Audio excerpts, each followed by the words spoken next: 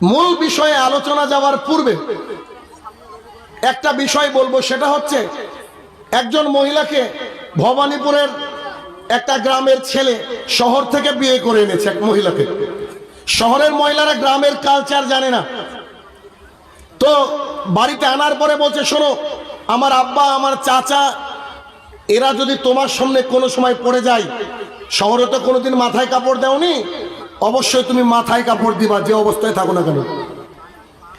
তো বলছে যে ঠিক আছে, আমি চেষ্টা করব মাথায় কাপড় দেওয়ার।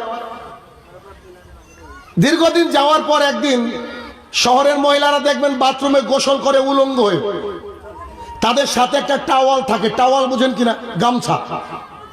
তো গামছাটা বুকে বেঁধে গোসল করে মাথাটা মোটামুটি মুছেছে, তারপরে বুক বরাবর ছায়ার মতো করে দেখবেন অনেকে বাঁধে, গ্রামের মানুষ বুক বরাবর